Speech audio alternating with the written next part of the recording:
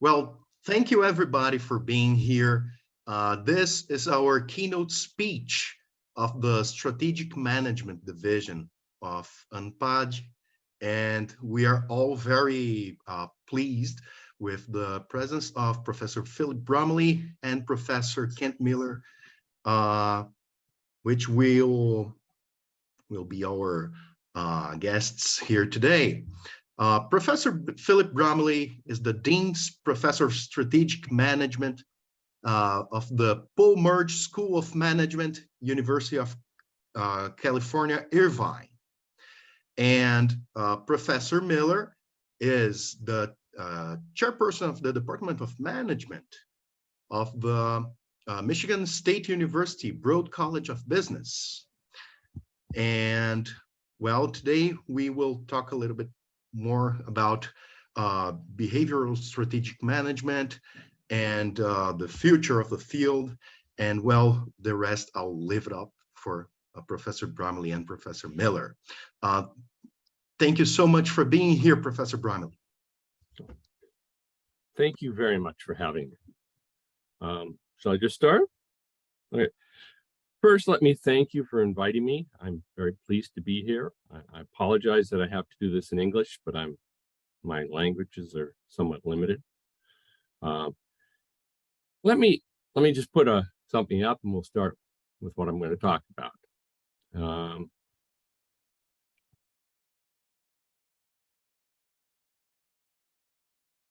Okay, this is built on a book I wrote a few years ago. But throughout my career, I've been concerned about economic assumptions in strategy and what they do. And I started with this fight when I was an undergraduate at Carnegie Mellon. I worked with a guy named Herb Simon, but I was a behaviorist, and that was a problem. So what arguments am I making here? Let me see if I can. There we go. Prior to the 1980s, the field was just cases and stories and a few things. So there's a classic text, Bauer, Hammerschmidt, etc., which a little story about how people should do it, but no theory and no empirical evidence that what they are claiming had any validity. There was a conference in '78 in Pittsburgh that founded. I was not there. But in the 80s, serious work began. And at the beginning, there was a mix of behavioral and economic views. One of the big things was Porter's industry analysis. However, two problems with it. One, it didn't explain performance variance below the industry level, whatever the hell the industry is. And it actually didn't do very well in empirical testing. So the next big thing grew out of Lippmann and Ramalt's paper that essentially said, how do we explain in long-lasting performance differences between firms in equilibrium in the same industry? And basically their story is, oh, we'll let firms randomly choose production functions. Now, that's okay, but it's not very interesting. You want to explain variation, you postulate random variation in this thing, and that explains variation. The RBV is essentially taking that on. Essentially, you can think of the resource-based view as instead of profits in equilibrium, stable, high performance. And it's a pseudo-rational, and there's several strong indicators. For instance, the argument that if something's understandable, everybody will get it and it won't do you any good, and so forth. And it's a pseudo-equilibrium, talking about profits in long term instead of equilibrium. And this really took the field by storm. Now, after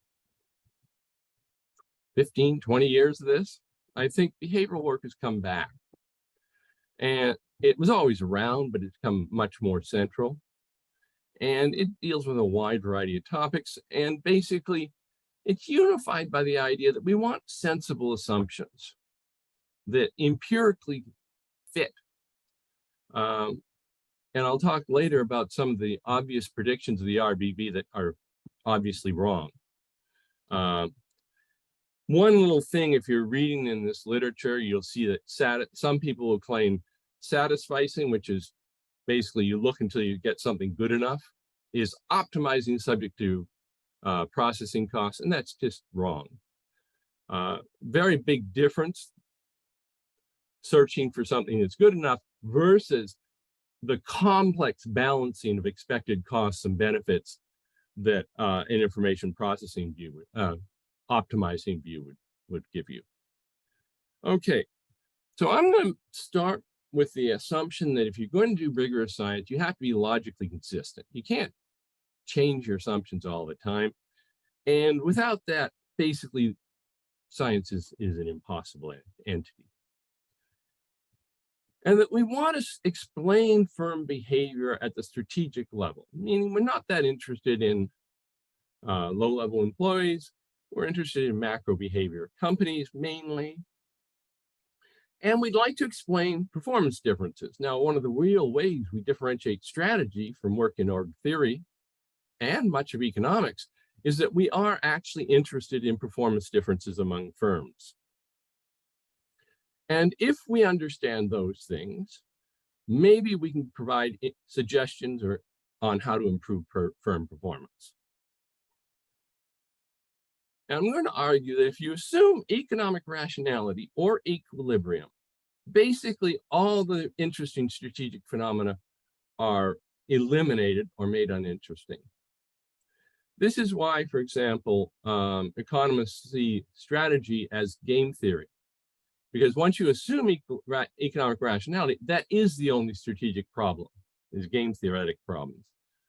Luckily, that's not the problem most firms face. Now, there are a lot of uses of rationality and misuses. I'm using it, economic rationality in the conventional economic sense, to mean optimal decisions, the best of all possible decisions. There's also things like process rationality. Is the process by which this decision made a sensible one? There's evolutionary rationality. A sensible outcome comes from variation and selection. And then there's bounded rationality, which says people are seeking goals. They're trying to get things, but they really are limited by information processing. Now, I find bounded rationality as self-evident. Anybody who wants to claim they don't have bounded rationality, I challenge them to multiply three-digit numbers in their head quickly, and we can't do it. And that's just because bounded rationality, information processing costs. But that has a lot of implications. If you were going to pick the optimal place to go to lunch, you would have to know all the menus in the district you're going to consider and how much you'd like each one and. Whereas in a bounded rationality, satisficing, well, very often we say, well, let's go over there. It's close enough and not too expensive. That's a very different way of making decisions, but one which most of us are quite familiar with. And so I'm going to talk about, when I say rationality, I mean they choose the best of all possible alternatives. There can be expected value variant of this, but it doesn't change the logic. However, if we assume everybody makes optimal choices given their situation, we can't really explain performance with their choices, because those are just reflecting optimally a prior condition. So we can't say these people made better choices than those, because that's ruled out by the assumption of economic rationality.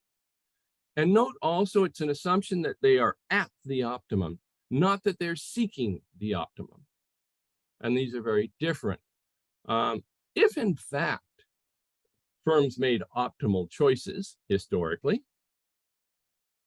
then obviously we can't help them make better choices because they already make the best choice. Now, obviously this is wrong. There's lots and lots and lots of evidence of a variety of techniques we teach and research improve firm performance. Indeed, if in fact firms made optimal decisions, there'd really be no real point in business schools because hiring MBAs won't improve decision making. The second assumption is markets in equilibrium. No actor can improve its position acting alone. This is sort of a Nash definition. However, if they can't improve their performance, then obviously we can't find ways they can improve their performance. We just assume they can't. And in many cases, this means a lot of studies are actually misspecified. If you assume the equilibrium, it's not clear what you're actually measuring and what you're studying. And to the extent you find something, it's a choice, what appears to be a choice, that choice is just a reflection under rationality of the prior conditions. So the choice is not interesting. Every other firm would make the same choice in the same condition. Well, when you say this sort of thing, you get a variety of objections. First one is, well, rationality is not right, but it's pretty close. Well, it turns out there's some work mainly by a variety of folks, including Ken Arrow, that says basically, if any of your assumptions is wrong, you can't say the result will be close to right. To give you a parallel, if your theory is A and B results in C, and you know A is not true, there's nothing you can do with B and C to test that model. It just doesn't work. Optimization assumes everyone is at this peak sitting up there. And there's a big difference between being at that peak. Note, here we're going to have Wile E. Coyote find that a small difference in X makes a big difference in Y by getting kicked off the cliff. They also will say things like, it's not the model, but the insights that are important. Now, often the insights are things we already knew. And it may be to say it's okay for general discussion, but not really scientific discussion or rigorous debate. After all, I grew up in an era when people thought that taking LSD and other drugs gave them insights, but we wouldn't really call that a scientific method. And of course, historically, there were people who liked to cut open animals and get insights. But saying it gives you insights is really not meaningful. There's a claim that rational analysis shows where the system is going. Now, that depends on how quickly you're getting to the equilibrium. If the organism is adapting much, much faster than the environment changes, then the equilibrium may be important. On the other hand, if the environment is changing as fast or faster than the organism, the equilibrium may be completely irrelevant. And in many cases, our economic environment is changing very fast. It also assumes that they somehow adapt to the equilibrium. And another point from Karen Arrow is the theory really has no explanation how you get to this equilibrium. It says you're there. Not very happy having a theory that says you sit on this mountain, but we don't know how to get up there. And sometimes they'll say, we don't really believe the models, we just use them. I don't know how you can say that with a straight face. If you don't believe it, why are you saying it? I had one friend who's a big RBV person say, I took her theory more seriously than she did. So this is the problem of Equilibrium says you're right on the mountain, you're at the peak. And a theory of sitting on mountaintops is not the same as a theory of climbing mountains. And we are really concerned with climbing mountains, how we can help firms make themselves a little better or worse. We don't necessarily have any optimal firms. In fact, I would argue that there's no optimal firm. I've never been in an organization that couldn't be made a little better. Anybody smart always can think of some way to make the organization better. One of the really annoying things is after you show something with a bounded rationality analysis, the economists will say, well, we could explain that with a rational model. But that really doesn't mean anything. It means we can make some arbitrary assumptions that we're not going to test, and then find a rational excuse or prediction for that outcome. That's useless. We can always post hoc make some assumptions to get to any given prediction. So this is essentially a rationalization in the classic sense of rationalization. And it assumes, as they do, that a rational explanation is better. In fact, if you read Williamson's work, when he talks about rational explanations, he assumes that a rational explanation is inherently a better explanation. Now, no scientific reason for that. Some will even claim if it's not rational, it's irrational, and there's no prediction. And again, this is misuse of the term rational. Obviously, we can be rational in the sense of having reasons for what we do and be consistent, even though we're not making optimal choices.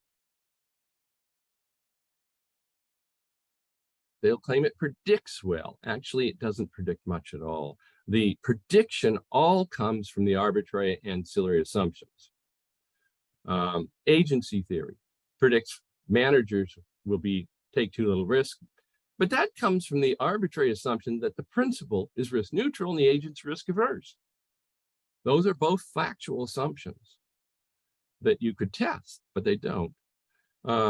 But it's that once you make those assumptions, of course, the agent doesn't take as much risk as the principal wants. And in many cases, rational models make truly absurd predictions. And I'll talk about the RBV ones, one or two. For example, Ken Arrow, in some of his general equilibrium work, showed that basically in a rational economic stock market, there won't be any trading. Why? Because if you come and say you want to trade with me, the only reason you would do that is you've got better information. So I'm not going to trade with you. Now, how can you look at a stock market where the biggest feature is massive trading with a theory that says, hey, they shouldn't trade?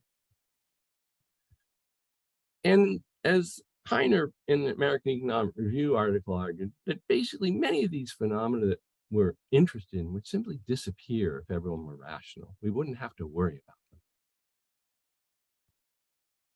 them. Sometimes economists would say econ has bounded rationality models, but they're very different than the kind of rationality I tend to want, bounded rationality I work in. The economists tend to start with and make economic rationality as the reference point and then move a little bit away from it. I tend to start with what we know about organizations and individuals and move a little bit simpler to make it empirically tractable. So for example, in agency theory, the models usually assume the agent knows what to do. The CEO knows the right strategy. And the only question is then how to get the agent to do the right thing. Well, that's a very different idea of CEO understanding than I think anybody who knows a CEO would say is right.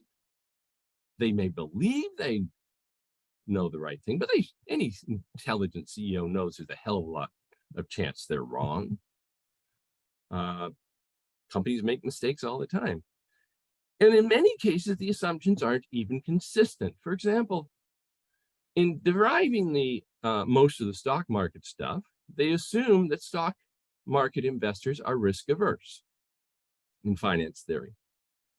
But then they turn around and say the principal, the stock market, the stock owner, is risk neutral. Now, either the individual's risk averse or risk neutral, or that's the wrong question.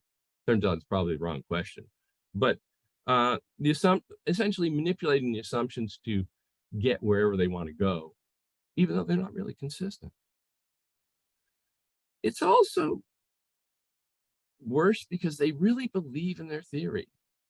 Our colleagues in finance teach that the stock price is the net present value of expected earnings. Well, our colleagues in accounting have shown that it isn't. If stock price expectations are unbiased, you can use actual earnings or dividends instead and test it. And it turns out stock price is not the net present value of future earnings in general. They also only test for a sensible response, not whether it's optimal. So prices go up, you buy less. Okay. As was shown in one of the elementary texts, yeah, you have to buy less. If you've got a budget constraint, prices go up, you can't buy as much. But that's not optimal. And often they assume the errors are all one way. So, for example, increased incentives, increased performance means that for whatever reason in this world, organizations aren't using incentives that are too strong. If it were really on average using optimal incentives, we should see the errors on both sides. And then we wouldn't find much relationship. You know, it's the same thing in finance. And, you know, basically the way they test CAPM and efficient markets is by finding ways to beat the market. But you can't build a theory of how to beat the stock market out of an equilibrium story like CAPM. It just doesn't work because the main prediction in CAPM is you can't beat the market. And the same thing applies in strategy. You know, obviously we don't want to assume firms can't improve their decisions. Our game only is interesting because firms make better and worse choices. And indeed, half of the firms would be better off just being average, which is one hell of a weird thing when you talk about the RBV, assuming that the only interesting thing is these few sustained above because everybody else is alike. This is really pretty problematic because people believe these things. For example, if you read Rob Grant's text, it says, well, because there are no secrets in tobacco, all tobacco firms will make about the same profits. Well, if you go on to CompuStat and look at the tobacco industry, return on equity ranges from minus 30% to plus 30%. They don't make the same profits. And if you look at most industries, there's no big lump at some kind of average firm. They're distributed all over the map. Okay, so I'm saying that they rule out most of what we want to look at. Often they're not logically consistent because in a truly logically consistent rational world, there's much to do. And the quote success comes from these arbitrary assumptions, not from the rationality and equilibrium assumptions. And does it matter? Surprise, yes. Let me talk about three: agency theory, RBV, and TCE. Agency theory, incentives matter, and subordinates are probably not going to take as much risk as the principal wants. But, you know, obviously, as I said before, if you assume the principal is risk neutral and the agent's risk averse, of course the agent won't take as much risk as the principal. And we have a much better understanding of motivation in the org literature than it's just incentives. We know a lot more about motivation than that. And we know a lot more about how people do take risks than that. You know, behavioral decision theory, a lot of work in corporate risk and so forth. TCE, everything, everybody's got bounded rationality, but somehow people know the optimal corporate governance structure. Now, exactly where they learned that, I don't know, but they're supposed, the literature generally assumes they know the right structure. It also makes arbitrary assumptions like you have to act as if you can't trust anybody. Well, that's obviously not efficient. You can't. It's obviously inefficient to run all organizations as if you truly can't trust anybody. You don't handle nuns the same way you do convicts. It's just not, that's ridiculous. And Simon would argue that at least many of the empirical findings on TCE are coming from a change in organizational identification, not from the control structure that TCE emphasizes.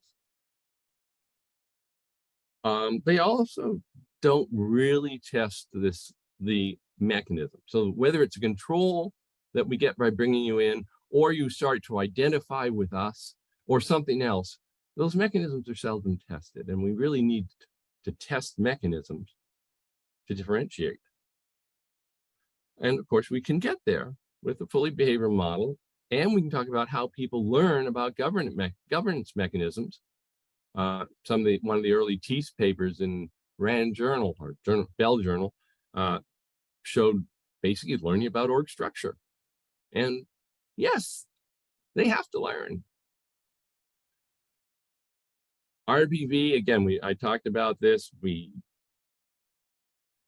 don't know where these resources come from, but firms, they can't understand them, but somehow they use them optimally. Now, I've written several papers about this. One of the problems is, how do you know a resource is valuable if it can't be traded in the market? How do you know something's valuable if it can't be traded, if it's not traded? Well, the answer is because it gave the firm performance. The problem is, firm performance was what this was supposed to explain. And it's typical of these sort of logics to say the reason we can't have to not be able to understand it is everything will transfer. Certainly managers understand some things that drive performance differences. And it sets up the problem as differentiating the high performers from everybody else, those with sustained competitive advantage. And they even talk about how the problem is explaining firm heterogeneity, as if anyone could make two firms that were identical if you let them run for 6 months. Of course, firms differ. You can't have identical firms. Now, it seems because they want this sustained high versus everybody else, that they want to assume everybody else has the same performance. Yet, as I mentioned earlier, half of them would be better off being average. So there are lots of firms that can gain just by copying the techniques that the average firm is using. It implies no rules for riches. This is exactly the same as CAPM implication that there's no stock market trading strategies that'll beat the market. Again, this assumes everybody's rational, information transfer, and they talk about sustained competitive advantage with a logic that's really an equilibrium story. Now, I'm not even sure if sustained competitive advantage is the thing. Most of the studies don't look for that. They look at average ROA, annual ROA or something. Indeed, the idea that resources are good or bad, anything is good or bad, is problematic. Because when a firm gets able to do something, it probably has positive and negative features. My example here is 3M is exceedingly good at innovation, but it comes at a high cost of overhead. So it really can't be a low-cost producer unless it has a technological advantage. So these characteristics of the firm aren't good or bad as the resource RBV would sort of describe them, a good or not or neutral. They're really both, depending on the situation. What's funny in this is that Vermont, in the last decade after starting this mess, has written a couple of books saying firms don't even have strategies. Which, if they don't have strategies, is exactly the opposite of the RBV. How could they be making such great choices? Now, the problem isn't the underlying insight that if you do things better than other people, that the customer cares about, you'll do better. That's reasonable. It's the rationality and equilibrium stories that screw it up. The tests really don't test it. If the RBV is correct, then no publicly known techniques will improve performance, right? Because those are all known. Well, I've got a million texts, showing all kinds of stuff. Just setting goals and evaluating managers explains variance in firm performance. And setting goals, that was management by objectives in the 1950s. That's not new. That's ancient. Before most of you were born, we knew about setting goals. And there are other examples. I have a piece with Vicky Rao on, and there are many, many examples. Obviously, there are many firms that use well-known techniques and those techniques benefit them, and which is exactly contrary to the RBV. And it's also problematic because how do you actually measure something that can't be sold or seen or understood? So if they get our R&D out there, they'll say it's measuring this magic ability to do innovation. Well, a whole lot easier to believe that R&D spending is R&D spending. How much money you're putting into R&D, rather than this magic unobserved ability that somehow R&D generates. I would argue that any of the sensible predictions of these models is easily justified in a behavioral model. And in fact, when you push people, they fall back on behavioral explanations. So what we should do is explain behavior with models that fit what we know about people, organizations, and markets. And we can attack almost any problem of interest in strategy because that's what the world looks like. One of the little things that I learned from an advisor is that you should always talk to somebody doing what you're going to study. If you're going to study acquisitions, go on. Not that you're going to necessarily do a qualitative study in acquisitions, but go and talk to somebody who does acquisitions. You're quite likely to be completely misguided. Often managers aren't solving the problem we say they're solving. And if you go and ask them, they'll tell you what they're trying to do. So we've got a variety of research areas. There's bounded rationality, there's perception, there's a whole lot, tons of work on aspirations, there's work on sequential attention, routines, heuristic search, adaptation. But as always, as I said, you have to know what problem managers are actually trying to solve. There's an old book by Joe Bauer on managing the capital investment process. And when he says, well, it's not what the finance people say, an allocation process. There's a whole lot of other stuff. There's training, there's selecting people, there's educating people. And it is just not the kind of allocation problem that finance wants it to be. We also look at top management team cognition, behavioral agency, structure, work on contracts, work on competition. Lots of work based on OB and OT. So there's all kinds of fun things to do.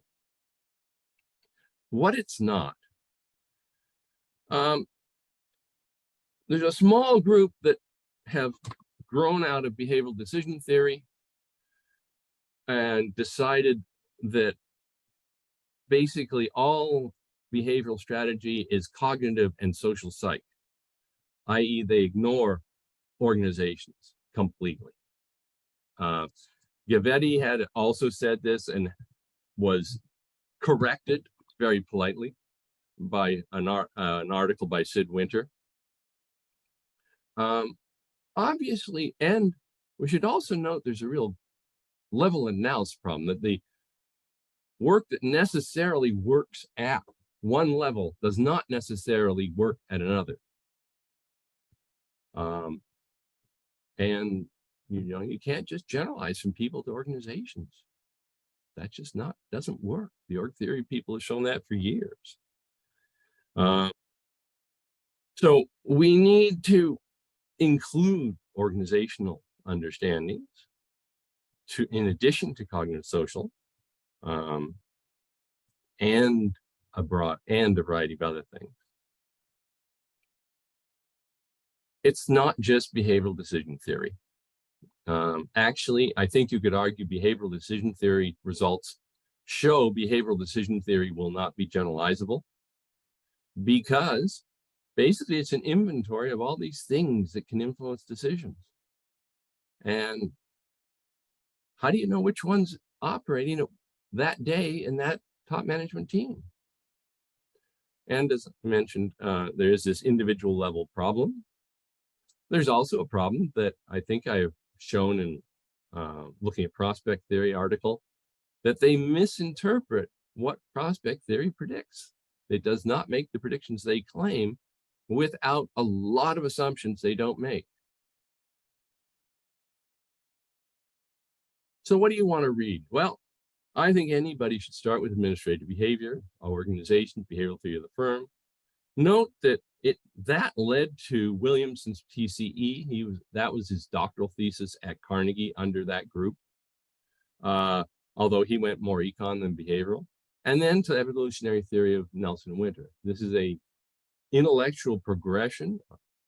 That doesn't mean necessarily the later is better, but they're all tied together. So in total, I think to have rigorous work in strategy, you need a behavioral foundation. Otherwise, you start to make inconsistent assumptions. The RBV, firms do things we can describe in many dimensions. Firms make choices about how they use those things and how those will go into the market. So the firms with very similar abilities don't necessarily go to market the same way. And the firm behaviors will interact with market behaviors, customers and competitors, to influence performance. It's obvious that if you do things customers care about better than the competition at a reasonable price, you'll do better. But we also need to recognize that these skills transfer. In the RBV, inherently, you can't think about transfer because you assume things can't be transferred, that the things that matter can't be transferred. We have to think about how these techniques transfer and how organizations learn. And we don't need this bit from the RBV that managers don't understand the techniques or what matters. They have some understanding. They don't have full. Bounded rationality says they won't fully understand. None of us fully understand things, but they have some understanding. And this came down eventually to what I call the practice-based view, Rao and I did, which included something, I don't know if this is readable. I apologize if it's not, that you've got firms that have characteristics. Now, these are not good or bad. They interact with management choices, market competition, and you get outcomes that feed back both into market competition, the choices, and the firm abilities. So there's a feedback loop here that organizations are in. And this fits a lot of the work we've shown that performance versus aspirations influences behavior, and that behavior influences performance. And it differs because we're talking about the whole, not individual resources. We're talking about the firm that has some characteristics, not this resource, which is good or bad, which is good. And characteristics are not inherently good or bad. They're things. The characteristic of the 3M process is high cost and innovation. So whether that works depends on whether management uses that in markets where high cost and innovation are good, or where low cost and no innovation are good. And they don't use their abilities optimally. Of course they don't. They try. And you know, our whole game only works because they try and they don't all do it right. If they all did it right, we'd have no variance to explain. And it's a natural way to study learning and knowledge transfer, which are important things that are. Okay, so basically I'm arguing that going in with rationality or equilibrium assumptions just basically makes it the game irrelevant. And this is why you know, a lot of these make bounded rationality assumptions. Note, by the way, that agency theory demands the principal have bounded rationality. The principal doesn't know how hard the agent's working. And that's again, a completely convenience assumption. No study on that. TCE assumes that certain forms of bounded rationality, but not others. They both agency theory and TCE assume some forms of bounded rationality, but they then turn around and assume economic rationality in other domains with no good reason. And so I think a behavioral approach lets you attack these problems cleanly without this kind of contradiction. I should note that what I call behavior is not behavioral finance. Behavioral finance, basically, as I mentioned in econ, takes a competitive market and makes little deviations from it. I start at the other end. I try to understand what organizations are doing and then simplify to have something I can model. Behavioral finance is also largely just cherry picking phenomena from psychology, so it can't lead to a theory. I should note that behavioral decision theory is not a theory. It is a collection of phenomena, and a very heterogeneous collection of phenomena. So it can't lead to a theory when you're just cherry picking these phenomena. And if you start with a behavioral view, truly behavioral, you can generate back a logically consistent theory. Now, people sometimes, in my introduction, they talked about where are you going, where's the field going? And I don't think you ask dinosaurs about the future a lot. It's not. What I hope is that, and what I see is a lot of junior faculty and senior faculty are coming up with exciting new things to do and fun things to study and looking at new phenomena and new data. So I can't really give you any good idea of where they field should go. I think you should do work that excites you and is fun. And, you know, there's lots of fun stuff to do. And the field will go wherever you lead. Okay, that's what I had to say. Thank you very much for listening. I'm going to stop sharing, and I think we move to whatever's next. Thank you so much, Professor Bromiley. Professor Miller, it's your turn. Well, unlike Phil, who prepared an extensive presentation for all of you, My role is really just to be a responder to what Phil has already initiated. I think for reasons of full disclosure, I should probably indicate to all of you that Phil and I have had an ongoing relationship within the context of the field of strategic management that now dates back 35 years. And so he was my very first co-author, and we've had a long time collegial relationship and friendship within the context of this profession. And so I am by no means an unbiased participant in this session. Nevertheless, I do recognize that I've been called into a role of asking some provocative questions, and that's my intention, to begin to stimulate some of our own questioning and thinking. And also, I expect this will lead into others of you raising some questions as well, and I look forward to hearing from others.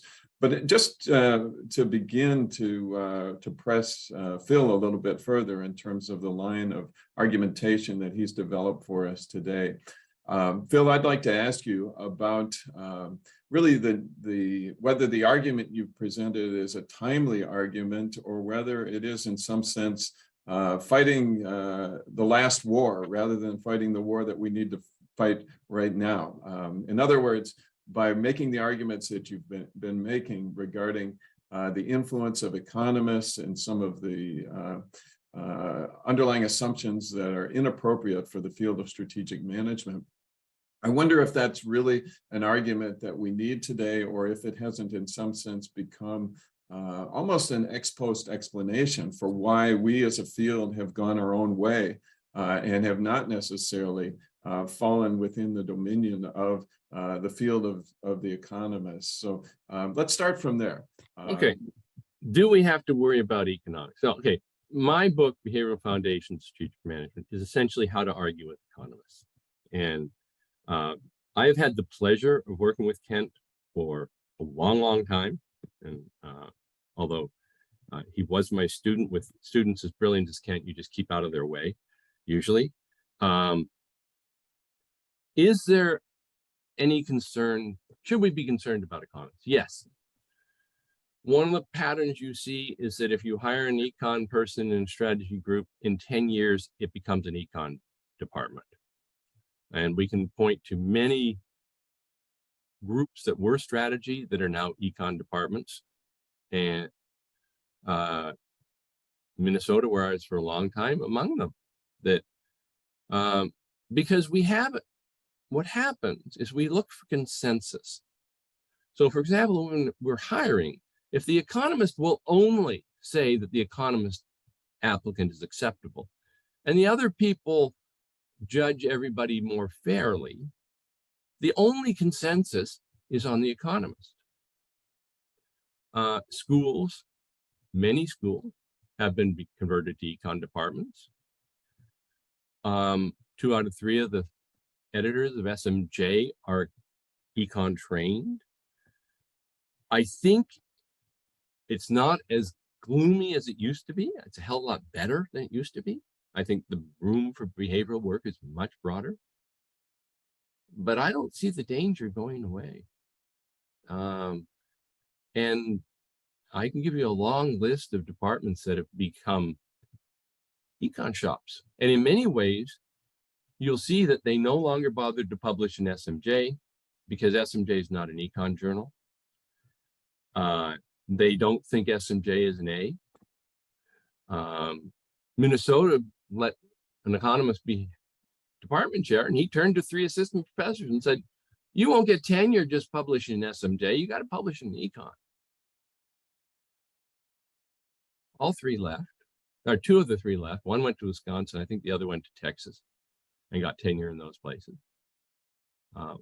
But so I don't think this has gone away.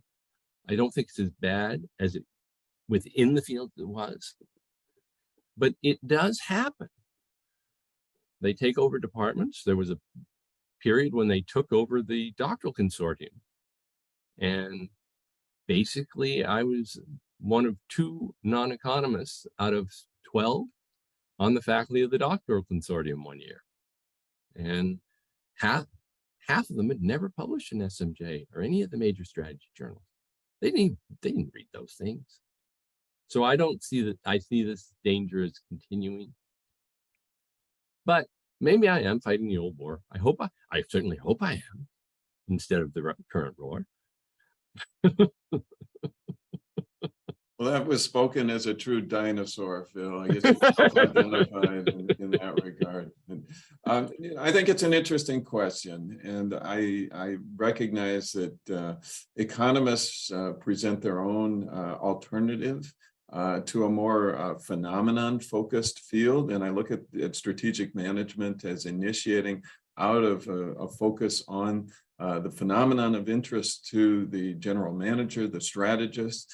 I started my career at Purdue University, and so I was around Dan Schindel, and I was very much a part of the Strategic Management Society and what was going on with the journal, et cetera. And there was always this tension about whether the field would ultimately be dominated by a focus on disciplines, or whether it would still remain interested in the central phenomena of the field of strategic management. And I think that's an interesting tension. And it's, I think, tension that exists certainly with the field of economics, but I think also with other social sciences, as we think about different departments of management. And some of them are dominated by fields such as sociology and psychology, as well as economics, can come to predominate if the focus is primarily on the norms and expectations within a particular disciplinary area, as opposed to staying phenomenon focused. And the phenomenal focus, I think,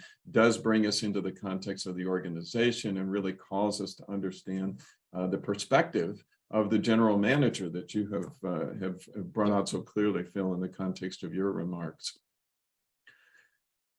Let me just interject. Stanford tried to create a strategy group with real economists and real sociologists. And after a number of years, they recognized that was idiocy. If it's just economists and sociologists, why don't we just put the sociologists in OT and the economists back in econ? And we are different. And there are theories. And as I said, I think there's loads and loads of empirical evidence that this is something one needs to be worried about. But not just me. Go ahead. To follow up on this question, Phil, we're speaking to a group of people, many of whom would self-identify within the field of behavioral strategy. And that label has become fairly widespread, I think, in no small part due to your own contributions in this regard. But I'm wondering, if we look broadly across the field of strategic management, if there isn't more consensus than we're currently acknowledging, in the sense that behavioral really has become the predominant perspective within the field. And I guess it would raise a further question as to whether we actually still need to continually identify ourselves as behavioralists within the context of strategic management, or if that hasn't become more the mainstream within the context of our field. What are your thoughts? I would love to believe that, but I don't know. I mean, that's an empirical question. I think the dynamics make it a continuing threat. If we ended up with 3 SMJ editors that were all economists, we'd have a lot of trouble. And we could. It's 2 to 1 right now. So is this just, nothing would make me happier than to be wrong. Okay, not wrong about the intellectual argument, but wrong about the need to make the intellectual argument. Nothing would make me happier. But usually I'm an optimist, and I still think this is a concern, because there are still departments being taken over. And I don't know. Remember, people redefine the problem to be what they want to study. And so they, that's what the econ shops do with strategy. And they just simply make the problem something else. Yeah, I'd love to be wrong on this. Christian, I'm noticing that other people are wanting to also participate and begin to ask some questions. And Phil and I can continue this conversation. I've still got questions on my mind that I'm happy to toss toward Phil, but I'll also certainly look to you to intervene at an appropriate time to begin to draw some other people into this conversation as well. Yeah. Phil, my follow-up comment to the last line of inquiry is really about your formation within the context of the Carnegie School. So you were a student of Herbert Simon, came out of the Carnegie program, and we still hear references being made to Carnegie, and even people that, again, it's a subset of people within our field, but that really want to be identified with Carnegie and a neo-Carnegie approach to looking at issues of strategic management. I wondered if you might reflect with us a bit more about sort of your perspective on the contributions of a Carnegie perspective. And again, is that a label that we need to carry forward? Is there something there above and beyond or apart from a behavioral perspective as a label that might help us to identify a trajectory for some work that is needed within the field? Obviously, it's still a very active research stream.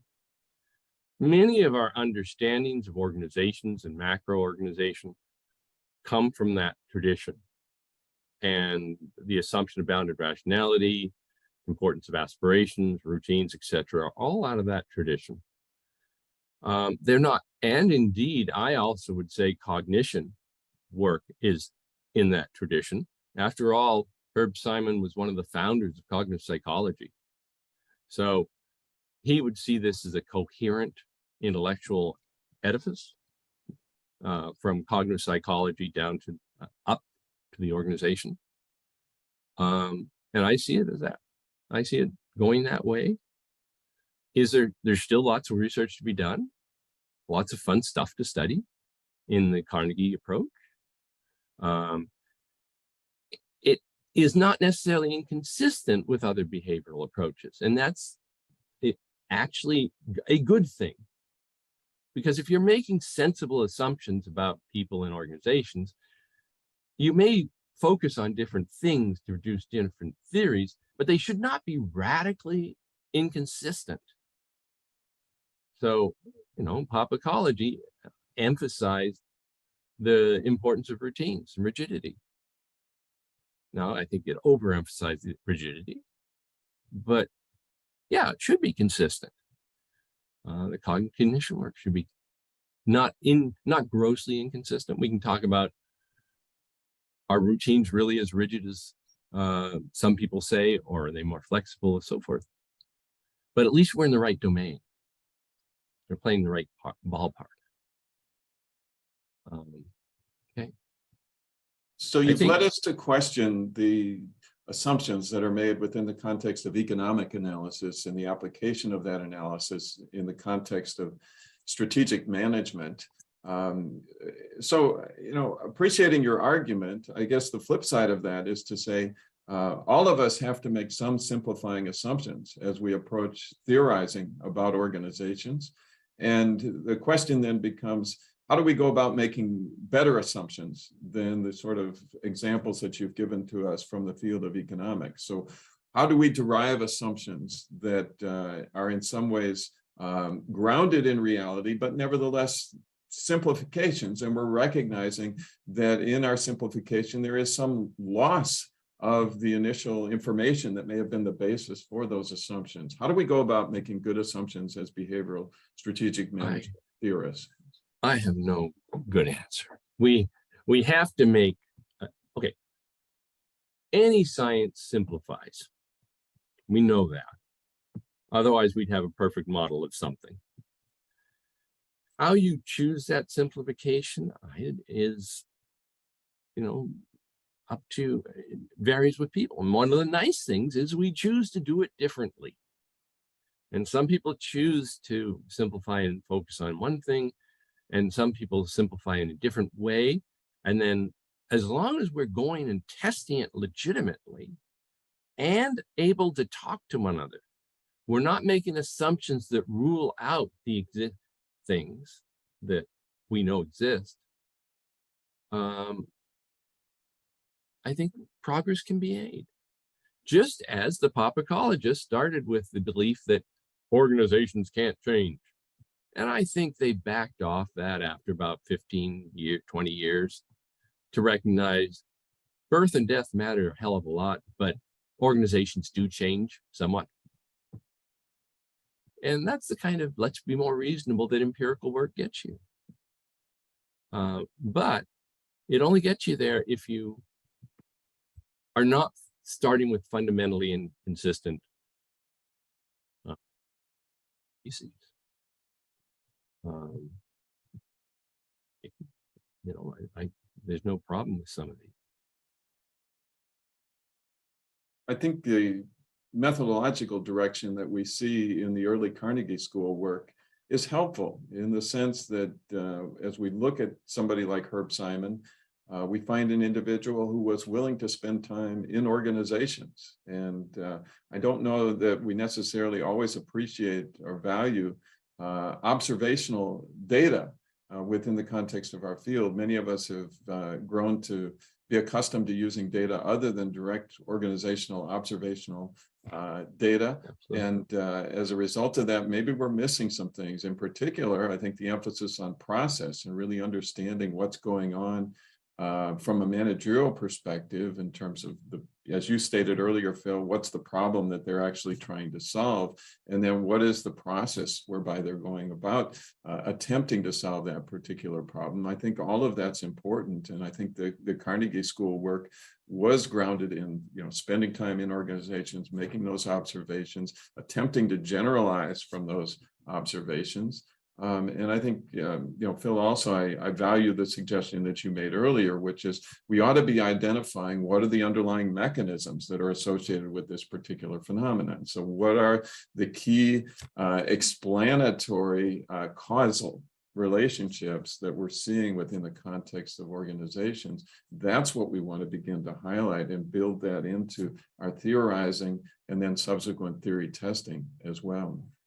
Well, absolutely. And if you read some of Simon's stuff relative to my thesis used qualitative data to build models and then tested those models econometrically. And this was the first time that people didn't build simulations in that tradition. And Simon saw that as a good thing. And it underlay the explosion in aspiration models because it became easier to do. But you're absolutely right. We need to understand, not that we're all going to be qualitative. I mean, we need some people doing that. We need some people doing other stuff. Qualitative can tell us about what's actually happening and give us ideas about process. It doesn't test things. And unless the theory says something occurs all the time in every organization, a case study really is not well built to test. But it can help us understand, and even if you're not going out, even if you're going to do a quantitative study, I think you should talk to somebody who's done it, done whatever you're studying.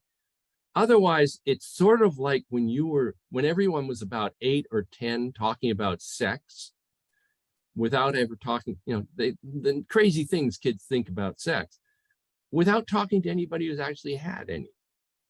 And we need to talk to somebody who's had some to make sure we're not doing crazy stuff. In my thesis, I went out to talk to the CFO of a Fortune 500 company. And I said, do you use net present value? And he said, no. Do you use IRR? He said, no. Then he said, kid, we're not half as sophisticated as you think we are. We use return on assets over a 5-year horizon with a 25% hurdle rate.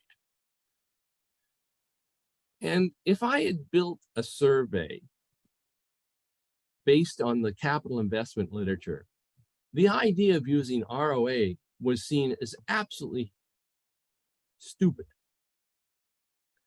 Now, the fact is, any company that's getting 25% ROA on a 5-year horizon doesn't need to worry about how they choose. They're doing incredibly well. But yeah, you need to know that you're doing that you're not doing crazy things. And often all it takes is a visitor to say, well, that's not the problem they're solving. There's a whole literature on the bid-ask spread in finance that sees the bid-ask spread as an inventory cost.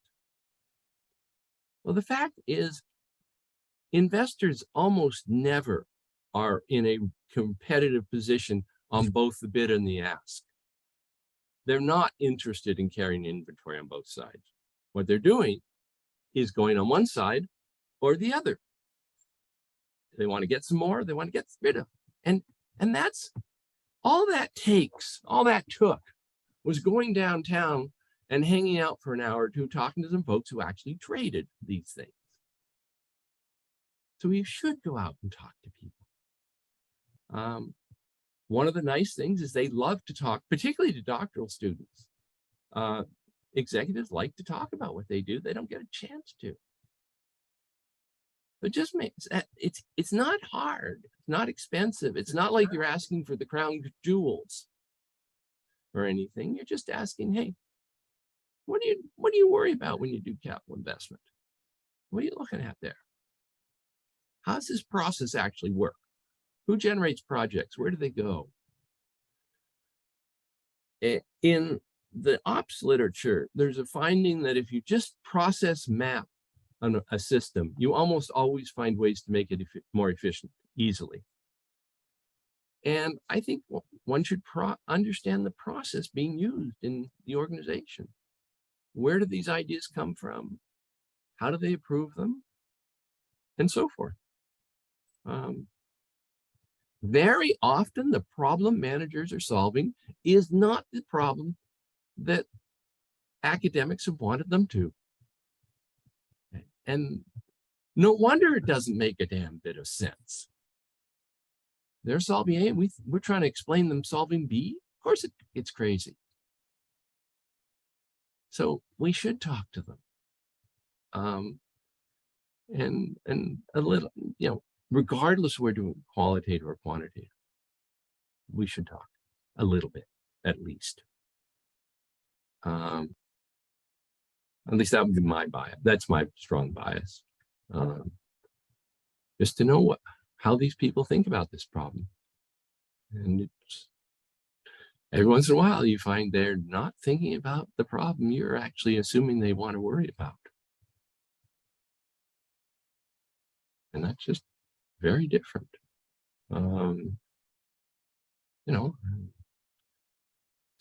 So, and I can give you lots of examples, but that is my bias.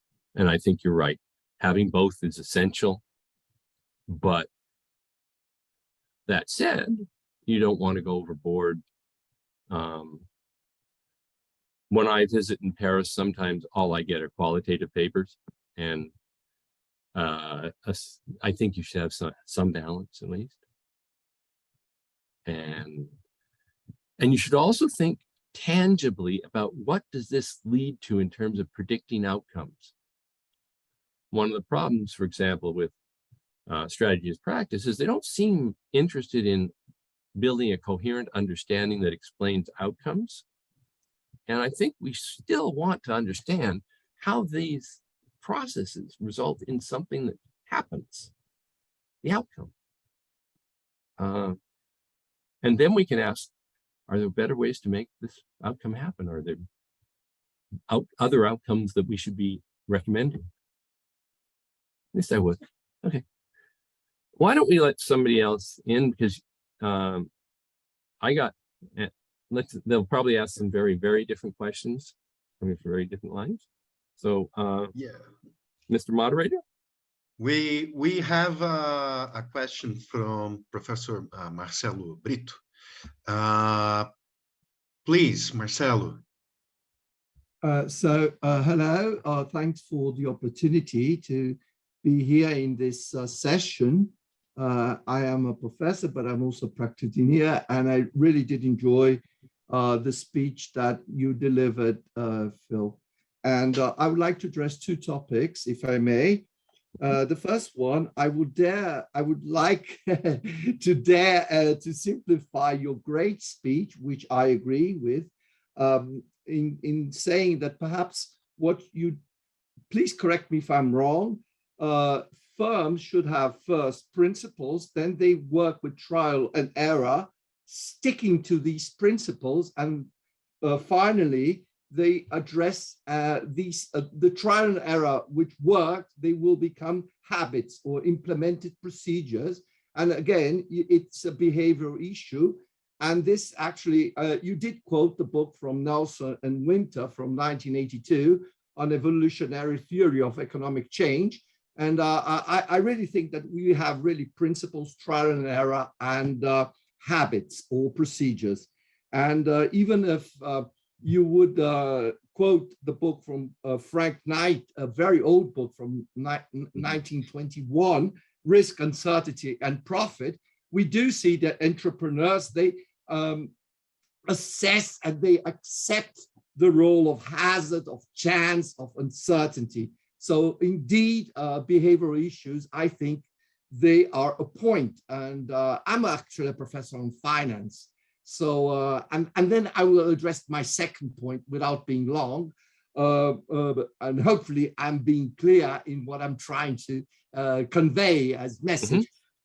And my point is now the following. There is a great difference between people with an economic background and people with a financial background.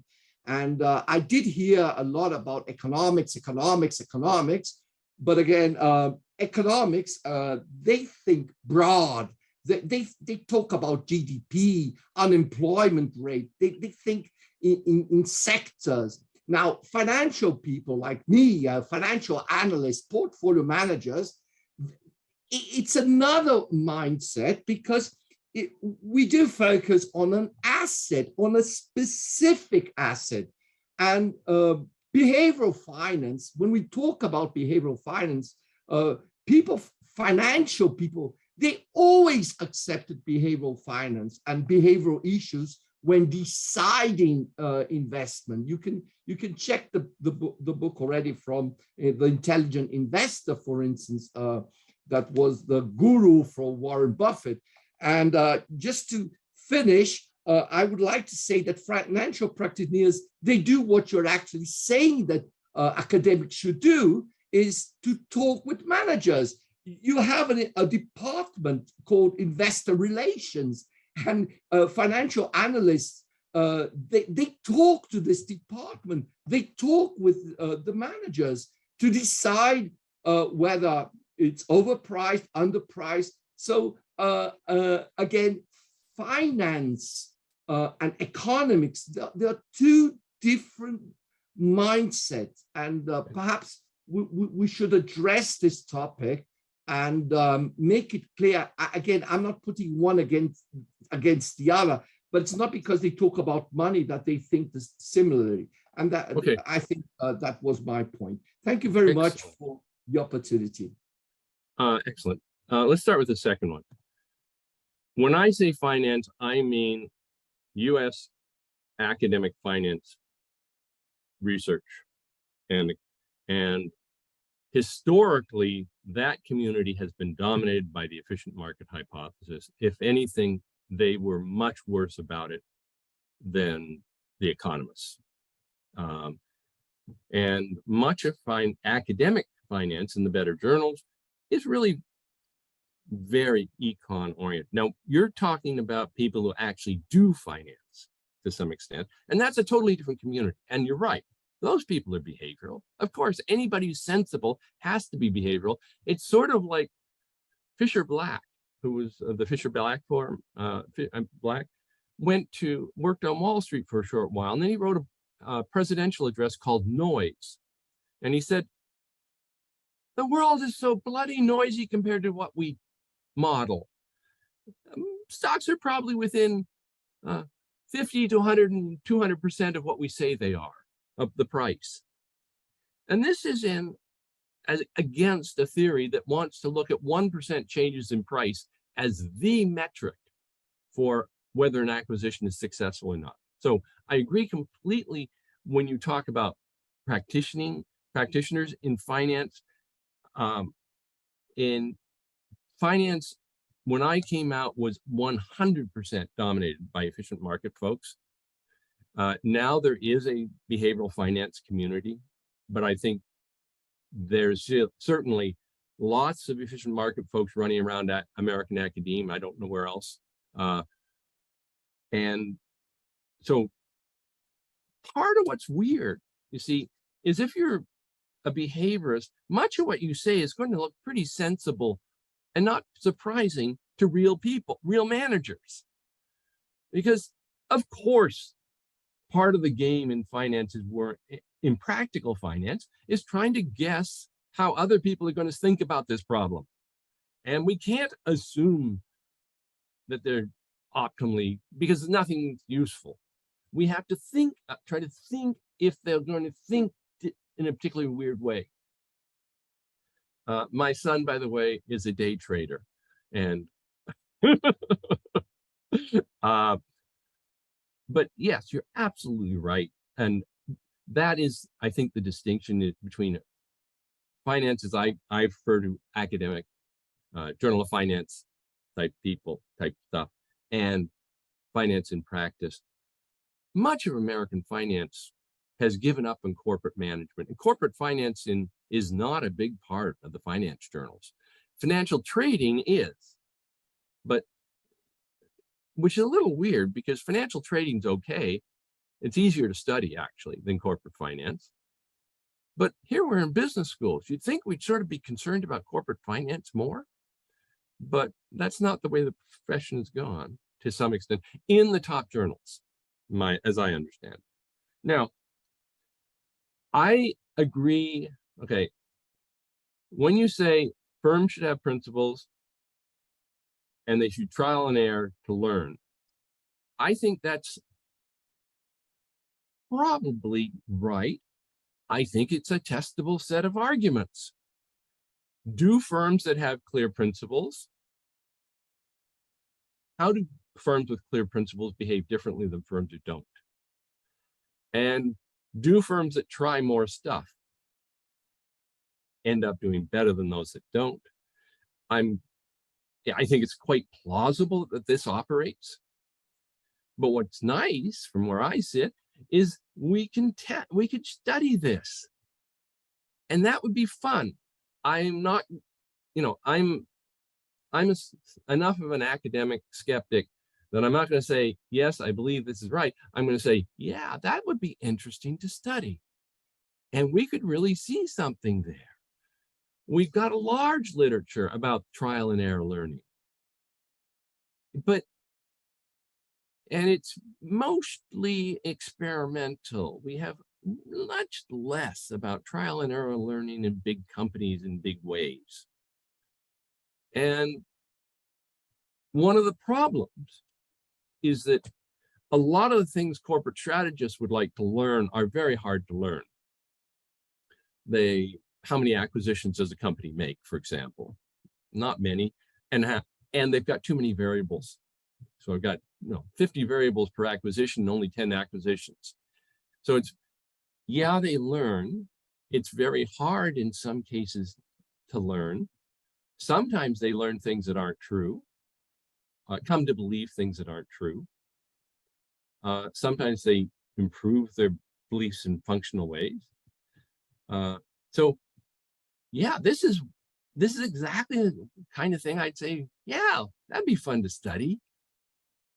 And maybe it'd be nice. Maybe it comes out that way. Maybe it doesn't. I don't know. Maybe it depends on the industry or something else. There are probably industries that are understood well enough that trial and error may not be as beneficial as in other industries. I don't know, but that's the fun of researching. This is neat. I wonder if those people really, if really having principles works out. And let's go look at, let's measure whether they got principles, coherence principles. Let's try to figure a way we can measure trial and error, and let's go study it. That's the kind of thing I like to play with. But yeah, you're right. Go ahead, Marcella.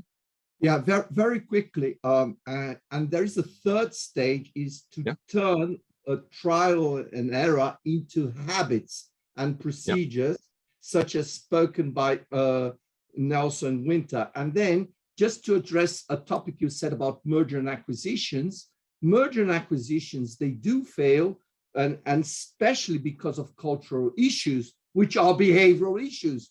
And so you would assess from a financial point of view, just money, cash flow, and present value, and that's it, without addressing how groups would integrate and then how they would work out these trial and errors, and then how they would be able actually to implement habits and new procedures, accept new procedures. That's what I would like to. You have to build procedures if you're going to keep anything. This dates back to March and Simon, and they have to be sensible procedures. And you're right. Well, I would put it the other way, that the real problem in assessing acquisitions is predicting the cash flows.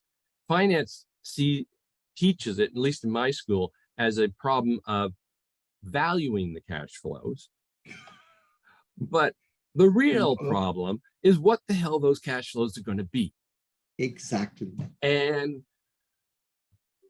often it comes from, as you point out, deviations come from problems in learning, problems in integrating the organizations, all kinds of fun behavioral stuff. But you have to perceive it as that, not as how do we more accurately estimate the cost of capital to make it work. To make this study, to bother studying it. And yeah, that's another good issue. And there is some work on behavioral issues of integrating acquisitions and assessing acquisitions. I think it's by no means finished. There's lots and lots of good stuff to do there. And yeah, of course, the action is in generating cash flows. I guess that's one of the other differences. I'm concerned with generating profits, not valuing profits. I'm not worried about valuing. Once we got them, it's okay.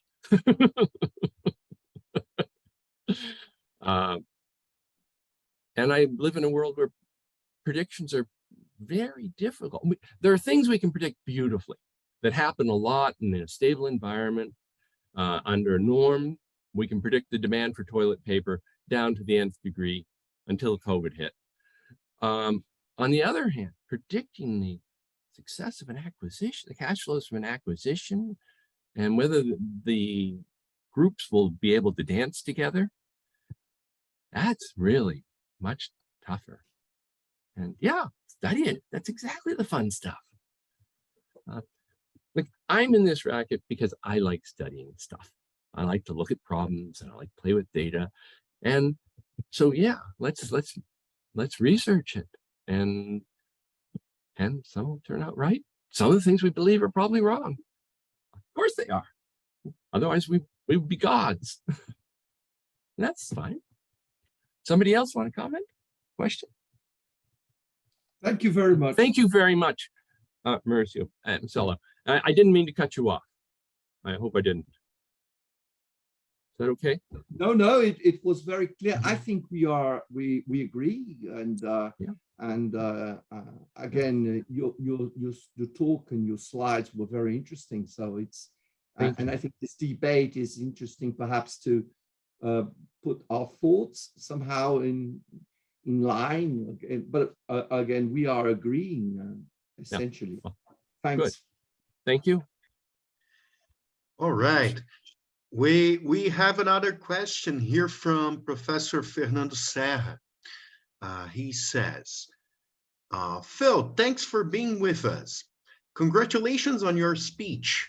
You mentioned that an interesting future work would explain the level of slack. Can you elaborate more? Thanks. Okay. Slack's an important variable in theory. How much resources, capital, human, or whatever we have available to us. And in your own life, how much financial slack and how much slack time you've got clearly matters one hell of a lot. And it matters in corporations too. And for probably historical reasons, we have some research on Slack, but massively more on aspiration models. And I just think we should start to look more. The classic measurement paper was Singh and Bourgeois way back, and divided Slack into 3 categories. But we really need to think about why do firms generate it? What happens when they have a pile of it? One of the phenomena that's happened to, many of the big American companies have stacked up enormous amounts of cash, and in some eras. And why? And what does that do? So I just see this as a research topic that would be fun to look at and see both when and why firms generate it and what does it do to them afterwards. One of the things we do know is that firms who have a pile of money tend to pay more for their acquisitions than firms that don't. There's certainly some of that. But otherwise, I'd expect, for example, when people have low slack, that they cut costs. And that's a testable argument. Marcella? There is actually a tax issue. I know that, for instance, I read, I can't quote precisely, but Apple, for instance, would keep a lot of cash in several countries due to a tax issue. I'm not quite sure. I can't give the precise reference, but if you would transfer this cash, they would have to pay a lot. Right. What do you think about this? As I understand it, and I'm not an expert on tax law, U.S. tax law, historically, up to the last few years, taxed on income in the U.S., which meant if you set up abroad, you could keep assets and income at the abroad tax rate, which was generally lower because you picked the low tax rate country, than the U.S. And I think that's well documented. Lots of companies do that. There's no doubt about that. Now, I think U.S. tax law has changed a bit to try to push them to recognize those assets and sales more. Remember, part of the problem with a global company is if you're not constrained, you can declare profits anywhere you want with transfer pricing. You can transfer price such that the profits happen to turn up in a low tax environment. And obviously, you can have your headquarters in San Diego and declare your profits in Laos or somewhere. Probably don't want Laos, but somewhere in the Caribbean, for example. And I think it's probably a good thing that people are trying to change that law, but I'm not a tax law expert. But the phenomena certainly exists. And as I said, I've read some tax law changes have occurred, but it's not my game. Perhaps that's a suggestion for future research. Integrate tax law with strategy and the multinational companies. And Brazil, for your knowledge, is becoming stronger on this transfer pricing issue. The Brazilian Revenue Service is becoming tougher against transfer pricing practice. Great. Yeah, I've got a colleague who does international tax, an accountant who does tax law stuff, and I'll talk to him about it. It sounds like an interesting question. Again, what we're about is finding fun, interesting things to play with. One likes it if they're important too, but I'm more interested in things that are interesting, first of all, and then sometimes they turn out to be important. But yeah, this whole tax and corporate strategy question is a great one. And there are groups that don't see some of the things we see. So the accountants approach this as an accounting problem, and the strategic issue is not one that they'd normally play with. And the finance people wouldn't really get into that. So perhaps sometimes we should probably partner with them, because I can tell you my tax law colleague knows infinitely more about tax law than I ever will, and find something fun to study. You do have to be very careful because each discipline has very different demands on what publishable papers look like. And it can be very hard when you cross disciplines. But if the intellectual stuff is fun, I'm doing a thing on appointments of ethnicity to top management teams with a guy in organizational behavior and an accountant. And it's fun. And they're exciting results. So great. Yeah, tax law is a good one. Christian, did you want to say something else? Well, I have a question myself. Okay. Well, what would be some interesting and fun methods to capture and study empirically the behavioral perspective? Oh, wow. Again, I'm a dinosaur. So on the other hand, things that I've seen recently that I think were exciting. One is we are collecting unbelievable quantities of information about what happens automatically in these computer systems. So we can track search, for example. I saw somebody who tracked search in the patent office, because every search that a patent officer made is recorded every step somewhere in the computer. So these computer and internet things have created data opportunities that we never had, and that's wonderful. While I still like traditional econometrics for testing, I've also seen people use AI in terms of data preparation.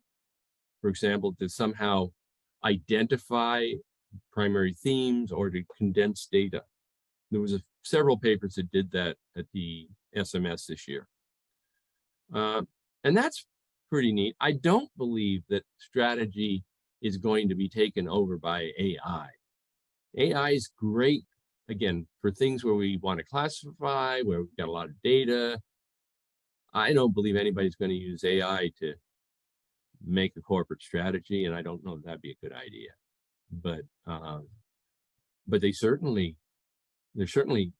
AI possibilities in, for example, managing textual data and managing the kind of boatloads of data you get when you scrape the web sometimes. So those are places I think would be fun if I was starting out.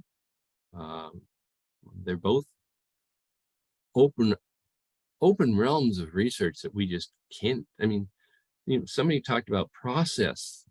In some ways, process data is being collected in ways that we never used to be able to access. And that's fun. Those are the things I know that have sort of popped up in my radar.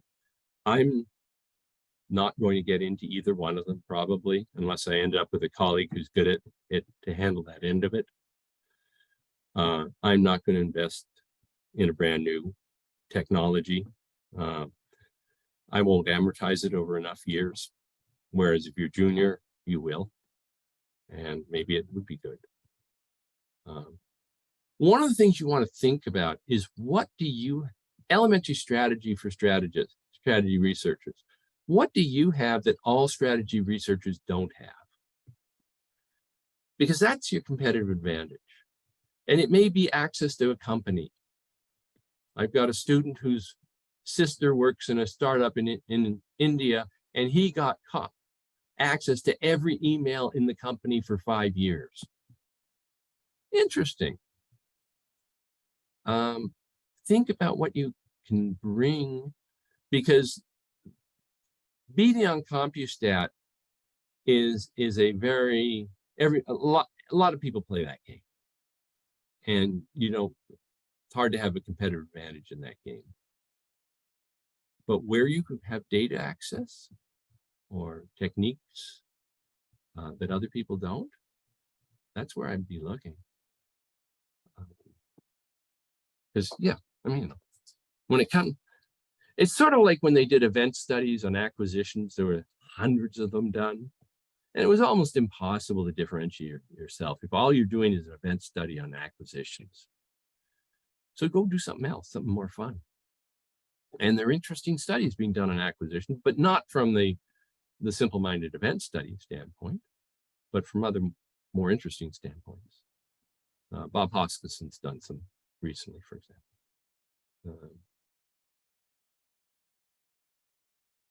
Other comments?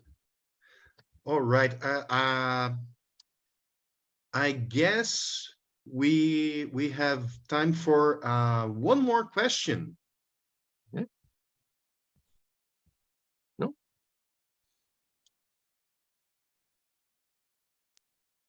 Yes, Marcelo. Well, if nobody will ask, then may I? Or of course. I don't want to take time of other people. So addressing the behavioral issue, again, I have some published papers on behavioral finance, and I think it's important to distinguish between behavioral, let's put it this way, behavioral behavior of an individual and behavior of a market. And this distinction between a macro behavior and an individual behavior is extremely important. I did address this point in a paper. And so group behavior becomes different from an individual behavior, and the group behavior is different from a market behavior. So when we do talk about behavioral, actually we have three different types of behavior. In a personal psychological behavior, a group behavior, and a market behavior. This market behavior is addressed by economists. And again, the smaller individual behavior is invested by the financial guy. And the middle, the group behavior, would be in institutional investors. What do you think about this, this way of categorizing behavior? Again, thanks so much. Okay. The org literature is absolutely clear. What works at the individual level does not necessarily happen at the group level and the higher level. So it's called the level of analysis problem, and you can understand a system at this level, but that doesn't mean this system think about, I use a stat package. It doesn't look at all like the operating system it sits on. It's a totally different thing. Now, it has to be logically consistent with the operating system, or it doesn't work, but it's a very different phenomenon. Simon talked about this in the architecture of complexity long ago. And it's even worse because once you put it into companies, even investment companies, you have processes added onto it that are going to be important. And we don't really know what, it would depend, of course, on what company and what process and so forth. But you're absolutely right. There's a massive level of analysis problem that behavioral finance tends to ignore, because most of those investors are companies. I mean, they're investment companies. At least in the States, most stock is owned by run by investment companies. And there's teamwork. There's teamwork in such investment company. Yes, there's teamwork, and there's other stuff. There's internal rewards. There's internal Requirements. being nice to each other or being bad to each other. And yes, there's a massive level of analysis problem that both much of behavioral finance and behavioral strategy, the cognitive oriented, not cognitive, the behavioral decision theory oriented behavioral strategy people completely ignore. Now, it seems as if if you're looking at corporate behavior, the CEO is important enough that some of the individual stuff about the CEO really does matter. So the individual CEO is powerful enough that it matters on average. But no, you're absolutely right. You've got to look at the level of analysis problem, and you're looking at it in the market. And of course, the market is a different entity than the investment companies or the individual investors or the company of the stock. And I tend not to look at the market.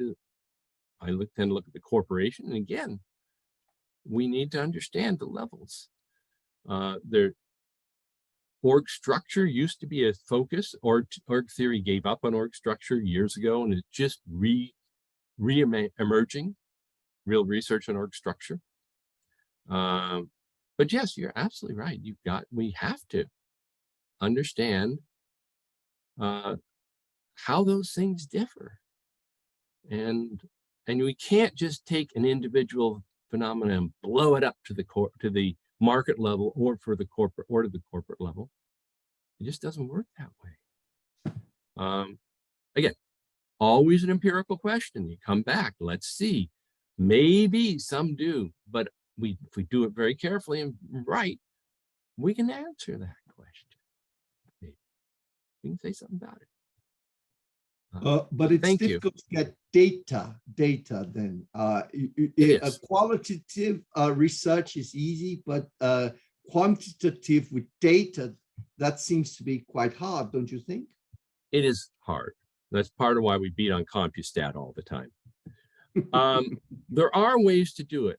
Partially, if you're doing something that's interesting, you can get companies to let you play. For example, when I wanted to look at commercial loan risk assessment, the second bank I went to said, wow, we sure would like to know more about how we assess the risk in commercial loans. And there are lots of companies where if you find the right kind of question, they will give you access. Now, others you can't. I'd love general access to corporate risk management data, but it's hard to get. But you're right. It often is hard. You often have to go and knock on doors and say, please, this would be good for you because you should be interested in how you assess risk in commercial loans. That's kind of an important issue. And it's cheap. We're free. We're free. All is the time to let us copy those documents. And maybe we'll end up with something that you hadn't thought about. And that's kind of, I've had some success on that, particularly with doctoral students. They know doctoral students need to do research. They don't really understand that faculty do research, and they like talking to kids. So doctoral students often get better access than we do. And I think Christian wants to say something. Hey, thank you very much. Yeah, thank you, Professor Bromiley. Thank you, Marcelo. Thank you, Professor Miller, for being with us here today too. We'll have to finish our session here. We're running out of time, unfortunately, but well, I guess everybody can email you, right, Professor Bromiley? Absolutely. My email is my last name at uci.edu, bromiley@uci.edu. And I'm always happy to email with people and talk about research and ideas and so forth. That's part of the fun of being an academic. All right. And yeah, let me know. Okay. Okay. Hey, thanks, thank you everybody. very much for having me. This has been a pleasure. Okay. Thank you. Thank you too, Professor Miller. Yeah. Obrigado, Yeah. Christian. Bye-bye. Thank All you. right. Take care. Bye-bye. Bye.